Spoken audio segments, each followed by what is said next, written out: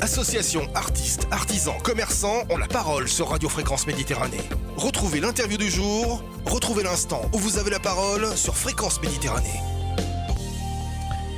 Mon invité ce soir, c'est Madame Sandrine Mérez Koukourous. Ouais, c'est pas facile. C'est pas facile, je suis d'accord. Hein, voilà, donc quand déjà à l'écrire, c'était pas facile. Et à le prononcer, je dis je vais me louper. Non, je me suis pas loupé, c'est bon, je l'ai bien prononcé. Très content de vous recevoir. C'est la deuxième fois ici que vous venez faire un petit tour chez nous. Ah oui, mais merci de me recevoir à nouveau. Toujours un plaisir d'être là. Avec voilà. La bonne humeur et le soleil. Hein, ici toujours. manteaux, voilà. oui. D'ailleurs, le slogan de la radio, c'est la radio 100% Exactement. soleil. Donc c'est le soleil. Ici, c'est toujours la bonne humeur. Effectivement, on va présenter ce bel événement qui arrive. Là, c'est tout proche. C'est le 15 janvier. Et ça va se passer à Cannes. Mais avant, j'aurais voulu qu'on revienne un petit peu sur l'organisateur de cet événement. C'est le réseau littéraire international, rencontre des auteurs francophones. Et j'aurais voulu que vous reveniez un petit peu sur ce réseau, cette formation, cette organisation. C'est quoi exactement ? Sur la genèse. Alors, c'est un réseau qui est né début 2020 à New York, puisque en plein Covid. Alors, juste avant le Covid. Juste avant le Covid. Puisque je vis à New York depuis 18 ans, même si je passe depuis 2 ans beaucoup de temps sous le soleil de la Côte d'Azur. Alors, moi, j'ai à la base une expertise dans tout ce qui est production d'événements, puisque j'ai organisé pendant 18 ans et avant en France des événements, et notamment de l'excellence française aux États-Unis. Et puis, à mes heures perdues, quand il m'en reste, j'écris. Et puis, c'est vrai que j'ai la chance, parce que c'est mon métier, de bien vendre mes livres, d'avoir nombre de lecteurs. Et j'ai commencé à rencontrer des auteurs francophones aux États-Unis qui me disaient « Allez, donne-nous quelques conseils, nous, on n'y arrive pas, on n'a pas de visibilité ». Et je me suis dit, on va essayer d'utiliser cette expertise que j'ai pour aider les auteurs francophones. Et il y en avait un petit paquet aux États-Unis. Et donc, j'ai monté une série de salons, salon du livre, sur la côte Est d'abord, et après avec également un rendez-vous sur la côte Ouest. Et ça, pas que, hein, sur 3 continents. Alors ça, c'était après. Après. Et donc ça, c'était en février. Premier rendez-vous était prévu à New York en avril 2020. Et puis, voilà, patatras, la Covid est arrivée. J'ai dit, qu'est-ce que je fais ? Alors, nous, dans l'événement, tout s'est arrêté. Hein. On n'a pas diminué, on a tout arrêté. On est passé de 100% à 0. Hein. Effectivement. Ouais. Et donc, je me suis dit, qu'est-ce que je fais ? Et je me suis dit, je n'avais pas lâché. Il y avait une dizaine d'auteurs à l'époque. Et donc, on a monté une plateforme. Et c'est devenu une plateforme digitale qui s'est ouverte sur le monde. On a eu des demandes de partout. Aujourd'hui, on est 400 auteurs de 55 pays et territoires. Et il y a une multitude d'outils de visibilité pour les auteurs qui sont effectivement une chaîne YouTube dédiée, une librairie, une maison d'édition francophone américaine. Vous êtes les seuls à faire ça ou il existe d'autres organismes ? Comme ça, aussi complet. C'est ce que j'allais dire, parce que quand j'ai entendu 400 auteurs partout sur la planète, c'est impressionnant. Oui, puis c'est pas que les auteurs, c'est vraiment, toute l'année, on leur donne des outils de visibilité. Et donc, vous le disiez, Jean-Luc, des festivals sur 3 continents. On va aller cette année, non seulement à New York, mais à Princeton, à Philadelphie, c'est les 250 ans de la signature de la Déclaration de l'indépendance. Effectivement, on va cette aller année. sur place, on va aller avec un livre spécial sur place. Donc voilà, donc c'est vrai qu'on amène les auteurs et toute l'année, on leur propose un accompagnement et une multitude de choses. On propose et ils disposent. C'est vraiment la thématique. Et puis après, de cette thématique-là, on est parti vraiment vers le lecteur aussi, parce que le lecteur, il n'a pas toujours accès au livre. Et donc, on est là aussi pour développer cet accès, pour permettre à chaque lecteur d'avoir plus qu'un petit livre s'il en a envie. Et donc, voilà. Donc, on se met au service aussi des lecteurs. Et nos auteurs, les auteurs membres, se mettent au service des lecteurs.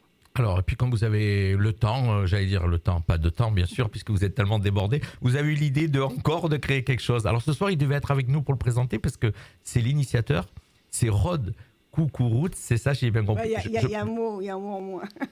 Oui, il y a un nom. mais je suppose que c'est votre époux, peut-être, c'est ça ? Alors, c'est mon époux. Voilà. C'est, j'ai fait la déduction, c'est le même nom. Mon partenaire, c'est vrai, mon frère. Oui, c'est vrai.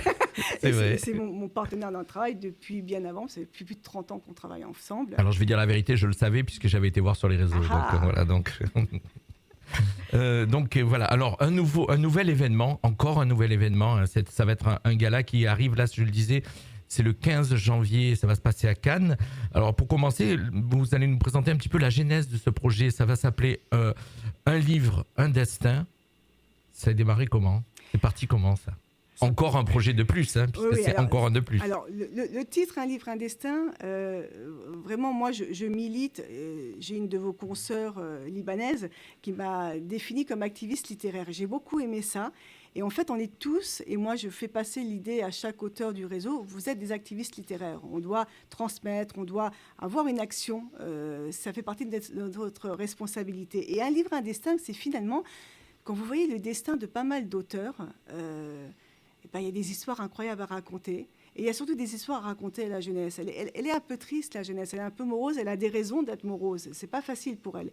Et moi, j'ai envie qu'on redonne de l'espoir et qu'on démontre aux jeunes qu'un livre, c'est pas qu'un loisir, c'est un passeport sociétal. Parce qu'un jeune des banlieues, un jeune des quartiers, s'il sait parler de Balzac, s'il sait parler de Zola, il n'aura jamais le même accueil et le même regard sur lui. Donc c'est un passeport sociétal. On sent que cet événement va être dirigé vers les jeunes surtout, ouais, effectivement. En tout cas, entre autres. Hein. En tout cas, on va fédérer un maximum de partenaires pour aller effectivement voir la jeunesse. Et c'est aussi un peu pour ça qu'on a décidé d'organiser l'événement à Cannes. Parce que, comme vous le disiez, on était sur d'autres continents et on s'est dit, finalement, la francophonie en France, elle n'en a pas besoin, mais ce n'est pas vrai. La France a aussi besoin de la francophonie. Et donc, quand on s'est dit, on va le faire où ? On a bien aimé ce qui se passait à Cannes, parce qu'effectivement, il y a une vraie démarche artistique, culturelle, littéraire. Et en plus, le lieu, c'est un lieu symbolique aussi. Et puis, effectivement, on a voulu cette année, parce que c'est vrai que le premier festival, ça sera l'année prochaine, en janvier 2027. Oui, effectivement. Là, on en parle, c'est le gala de lancement, en fin de compte. C'est le gala, on a voulu lancer une première pierre, on a voulu commencer à fédérer, parce qu'on ne va pas y aller tout seul. L'idée, c'est vraiment de fédérer un maximum d'acteurs. Et les premiers qui ont soutenu ce projet, c'est effectivement le syndicat des hôteliers de Cannes, qui est un formidable partenaire dans l'opération et qui nous a permis d'avoir une très belle salle le 15 avec des acteurs économiques, des acteurs importants privés de la ville et qui seront là et qui ont envie de participer à cette aventure. Et effectivement, le but, c'est de créer un événement différent, Un livre, un destin, d'aller voir les jeunes, d'aller dans les écoles, mais aussi un livre. Vous savez, combien de gens me disent tu vas pas offrir un livre. Moi, j'offre des livres. Si, c'est la première chose que vous avez fait en rentrant dans le studio. Oui, je vous ai offert un livre. C'est vrai. En fait, moi, je pense qu'il y a un livre pour chacun. Parce qu'un livre, c'est pas que de la littérature, même si je prône la littérature. Un livre, c'est aussi, pour un amoureux de la cuisine, un beau livre de cuisine. Pour celui qui Mais vous insistez beaucoup sur ce mot, un livre pour changer un destin. C'est quelque chose qui vous tient. C'est quoi ? C'est une conviction personnelle ? C'est quoi ? Il y en a plein des histoires. Oui. Philippe Villain, il est en train de passer son CAP de dactylo. Aujourd'hui, c'est un auteur reconnu. Il est professeur d'université. Il est docteur en lettres modernes et en lettres classiques à l'université de Naples. Il y a un Sorge Chalandon, qui est aujourd'hui journaliste à Libération, auteur reconnu. Lui, il n'y avait pas de livre chez lui. C'était interdit. Il avait droit à avoir 2 livres. Les mémoires d'Hitler. Non, c'était un livre sur Hitler et c'était les mémoires de Hess. Les autres ont été brûlés. Il y en a plein. David Fonkinos, qui sera là le 15. David Fonkinos, il ne lisait pas du tout. Il n'y avait pas de livre non plus chez lui. Et puis, il a eu une maladie grave, enfant. Il s'est retrouvé hospitalisé. Puis, il a trouvé du réconfort dans les livres. Et c'est comme ça qu'il a aimé les livres. Et des histoires, il y en a plein. Des livres qui peuvent changer les destins. Regardez Camus. Des Camus d'aujourd'hui, il y en a plein des Camus qui sont fils de mère illettrés. Qui n'avait pas un sou, l'accès à rien. Et c'est un professeur qui lui a fait aimer la littérature à Camus. Et des enfants de Camus, il y en a plein. Aujourd'hui, le directeur de la rédaction du Figaro Culture, Mohamed Issaoui, c'est un Camus. Mère illettrée, aucun accès à la culture. Et aujourd'hui, il dirige les pages culture du Figaro.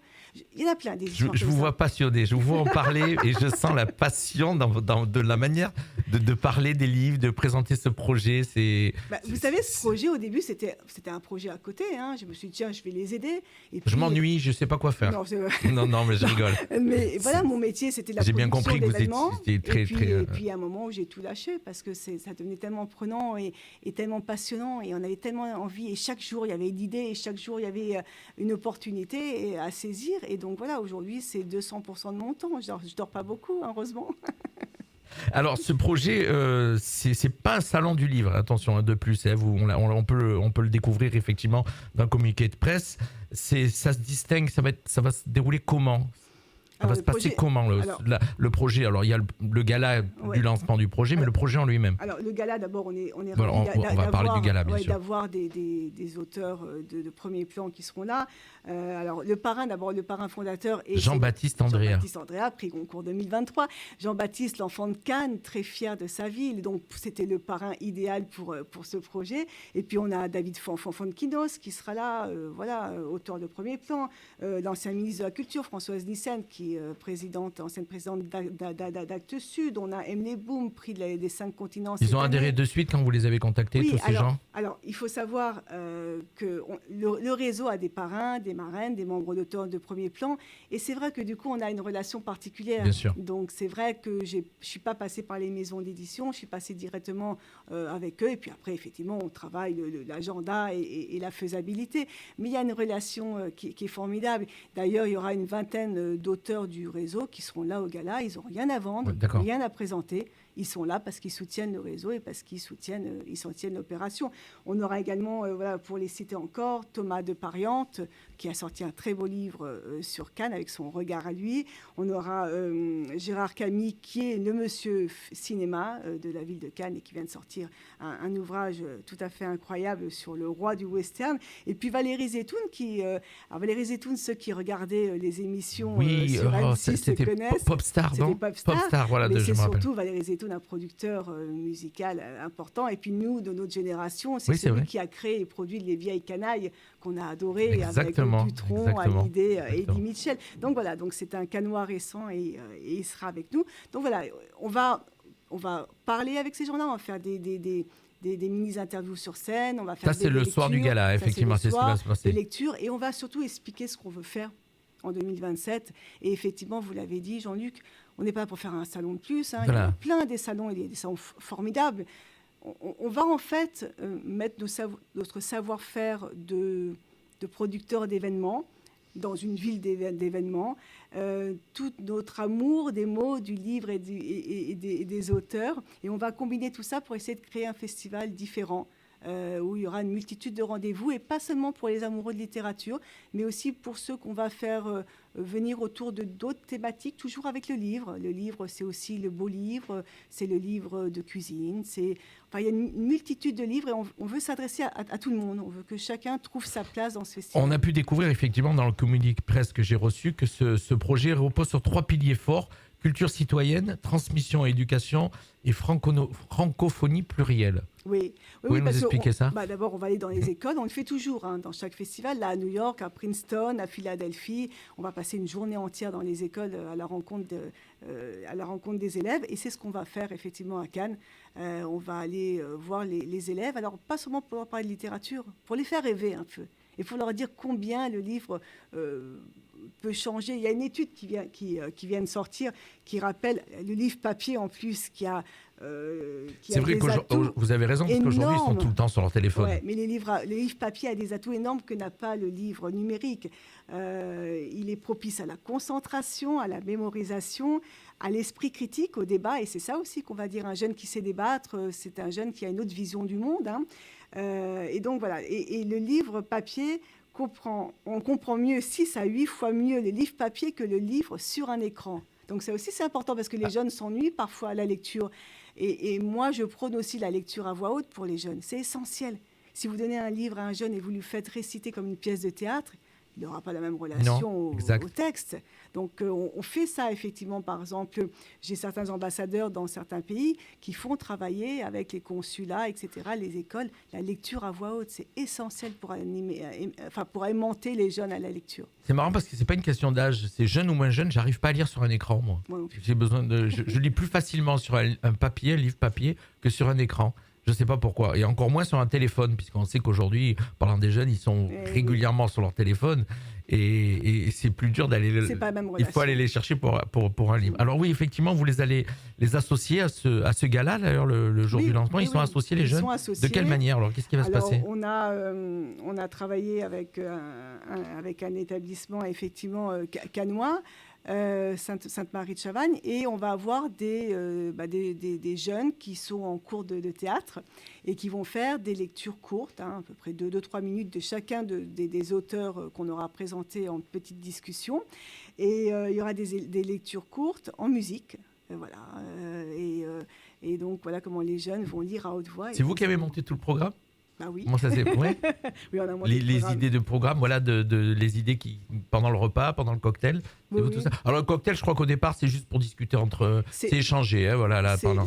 Voilà, les auteurs seront Voilà. en dédicace, ils le seront aussi tout au long de la soirée. Notre libraire sera là et les livres seront disponibles, parce que je suis sûre qu'il y a des invités qui passeront peut-être à côté de certains livres, et en entendant le dynamisme, chacun des auteurs qui est là raconte avec passion. Donc je sais qu'après, il va avoir l'envie d'aller découvrir le livre après l'auteur. Il y aura beaucoup de monde ? Il y a beaucoup de monde attendu ? Notre salle est pleine, donc on est vraiment ravis.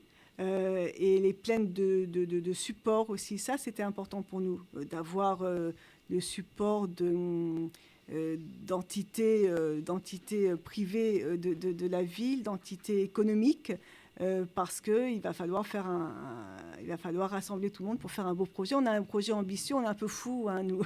On a monté, vous le savez. Alors moi je dirais pas fou, parce que je vous vois parler depuis le début. Déjà que on vous avait reçu avec Pascal Marmé, on vous avait reçu. Je vous vois, moi je dirais passionné. Je le vois dans vos yeux, dans votre manière d'en parler, dans votre sourire, passionné. Oui, mais c'est peut-être lié à la petite folie douce.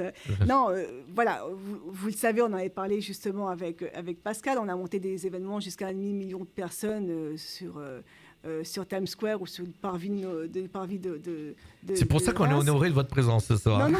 Donc voilà, c'est vrai que faire un salon du livre, ça ne nous intéressait pas, parce que, encore une fois, il y en a des magnifiques. L'idée, c'est de faire un truc un petit peu fou, un petit peu différent. Donc, c'est ce qu'on va travailler. Et on est ravis, donc, dans la salle. On est des partenaires qui ont dit... Banco, on y va, on va essayer de travailler avec vous, on va voir ce qu'on peut faire ensemble.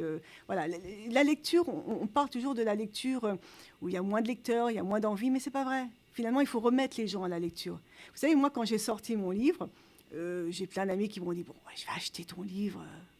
Moi, j'ai dû un peu m'y mettre aussi, parce que je n'étais pas quelqu'un qui lisait beaucoup, mais depuis que j'ai Pascal Marmé, j'ai du stock là derrière.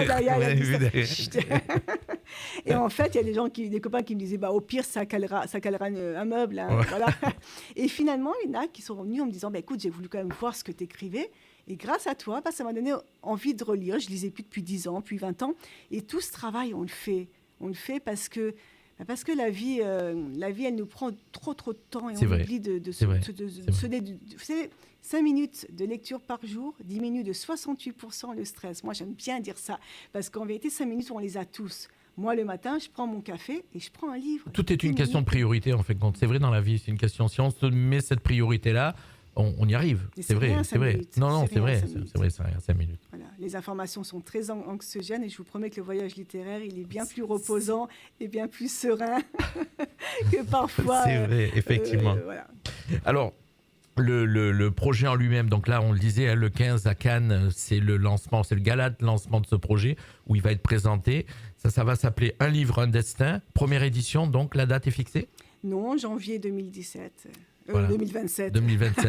Voilà. On aura l'occasion de vous recevoir pour en parler à nouveau, bien sûr. Première édition, il y en aura certainement d'autres. J'espère bien. Voilà. J'espère bien. Une première édition, c'est toujours un feu d'artifice, mais après un feu d'artifice qu'on retravaille pour que les éditions d'après soient encore plus belles. Toujours au même endroit, ou peut-être dans d'autres villes ? Il y aura d'autres villes ? Vous voulez dire la ville ? Oui, écoutez, là, ça va se dérouler. La première édition, c'est à Cannes, je crois. La première édition, c'est à Cannes. Voilà. Après, voilà, c'est aussi quand même la continuité de tous ces festivals qu'on fait depuis 5 ans et qui ont toujours cette démarche éducative d'aller dans les écoles, de réunir. Donc voilà, par exemple à New York, on va même aux Nations Unies, on va à l'Organisation de la francophonie. Donc voilà, chaque festival est différent, à son identité, mais ça reste quand même faire à la fois réunir les grands talents, les parrains, les marraines, les grands auteurs. La francophonie, vous en parliez, Jean-Luc, elle est très importante, la francophonie. On aura des auteurs qu'on fera venir des différents pays francophones. D'ailleurs, petite anecdote, parmi mes auteurs qui viennent juste pour le plaisir au gala, j'ai mon ambassadrice du Québec qui a pris son billet pour venir. Elle m'a dit, je viendrai bien. Je lui ai dit, chiche. Elle m'a dit laisse-moi une semaine et voilà, elle est là. Elle est là. Il va y avoir du beau monde. Hein. Il va y avoir une espèce de folie et moi j'aime la folie. Oui, j'ai cru comprendre. Voilà, j'ai cru comprendre effectivement. Voilà. On a trop de normalité. Donc vous m'avez pas répondu. Est-ce qu'il va y avoir d'autres endroits? J'ai pas compris si ça va être toujours Cannes ou d'autres villes. Non, en tout cas, voilà, l'idée. Première édition, c'est Cannes. C'est quand même d'installer un livre un destin à Cannes. Et ce qui fera des petits, on verra. D'accord. Des petits dans le monde peut-être aussi, hein. Mais en tout cas, quand vous voyagez beaucoup et que vous aimez, vous avez fait sur tous les continents, 3 continents en tout cas. Je me suis dit peut-être qu'elle allait le proposer. Peut-être. En tout cas, l'idée c'est de l'installer à Cannes. D'accord. Voilà. Il y a des choses qu'on aurait oublié de dire. Je ne sais pas. On a parlé de tout. On a parlé de pas mal de choses. Les jeunes, bien sûr, que vous allez associer à l'événement.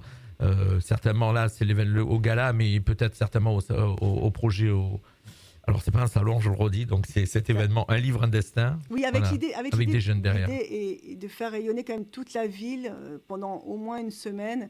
Donc, il y aura effectivement un lieu qui concentrera l'essentiel de l'activité, un peu sous forme de festival. Et puis, il y aura des rendez-vous dans les hôtels. On est en partenariat avec les hôtels de Cannes. C'est presque un festival de Cannes. Il y a celui qui existe avec le cinéma. Ça va être le festival de Cannes du livre. C'est presque ça. Ça serait génial. En tout cas, j'ai cru comprendre que ça va y ressembler. En tout cas, voilà, on voudrait que la ville fasse vraiment rayonner le livre et que chaque auteur, chaque invité, on veut dépasser. Hein. L'idée, c'est pas de réunir que les Cannois. On veut les Cannois, bien évidemment, mais l'idée, c'est de faire venir dans de belles régions les gens d'un peu partout. Hein, ça vient déjà du Québec. Alors, voilà, bravo. Donc ça vient de partout. Bravo Annie. Oui, parce que, alors juste un petit point peut-être, effectivement sur le réseau aujourd'hui a plus de 20 antennes dans le monde avec plus de 20 ambassadeurs. Et donc c'est 20 ambassadeurs. Et donc c'est important pour nous d'avoir ces ambassadeurs qui font monter aussi ce réseau, qui permettent de fédérer de nouveaux auteurs, qui permettent de créer de nouvelles activités, des opportunités. Donc voilà, c'est toute cette petite pelote de laine qui grandit un peu partout. Voilà. Aujourd'hui, j'ai annoncé dans l'infolettre deux nouvelles ambassadrices, une sur l'île de la Réunion et une à Paris, parce qu'on n'en est pas à Paris, vous voyez, comme quoi Paris n'est pas le centre du monde. C'est eux qui viennent vers vous ou c'est vous qui les recrutez? Comment ça se passe? Non, ce sont des auteurs. D'accord, oui. En fait, avant d'être ambassadeur, il faut avoir fait 1 an avec nous et puis on voit le feeling. Non, souvent, c'est eux qui prennent le flambeau puis qui vont prêcher, qui vont continuer à prêcher, c'est ça. Souvent, les ambassadeurs qui sont des ambassadeurs de facto à qui on dit mais dis-moi, ça y est, il te manque plus que le titre. D'accord. Et puis parfois, effectivement, je sens que l'ambassadeur serait impeccable pour travailler sur le réseau. Alors, si on veut retrouver toutes les infos de ce qu'on vous a présenté ce soir, ce bel événement qui arrive, en tout cas, c'est 11 janvier 2027. Ça sera donc le premier événement. Non, c'est janvier 2027. On n'a pas encore la date précise. Ah, j'ai cru comprendre 11 janvier tout à l'heure. Non, mais effectivement, ce sera janvier. Janvier 2027, donc ça sera un livre, un destin. Et le gala fondateur. Et le gala donc fondateur ce 15, mais là c'est sous réservation, je suppose, on peut pas arriver comme ça. Non, on peut pas arriver comme ça. C'est sous réservation. Et bien sûr, toutes les infos, on peut les retrouver, on peut vous contacter en tout cas par mail à media@rencontredesauteurfrancophones.com si on veut des infos, et sinon il y a le site internet www.rencontredesauteurfrancophones avec un s.com. Voilà. Rencontre au singulier. Et rencontre au singulier. C'est un peu compliqué, je sais. Bon, maintenant, on tape dans la barre de recherche. Dans la barre de recherche, il sort le site tout seul, donc il n'y a pas de souci. Moi, je suis très content de vous avoir reçu à nouveau, Sandrine. Merci, Jean-Luc. Tous mes bonnes années, tous mes vœux, et puis vœux de réussite à ce beau salon. On va faire un petit break musical et on va se retrouver juste le temps d'aller faire la photo comme d'habitude. Et on se retrouve juste après pour la suite de notre émission avec Jordan. Allez, à tout de suite. L'artiste découverte du jour. C'est tout de suite sur Fréquence Méditerranée.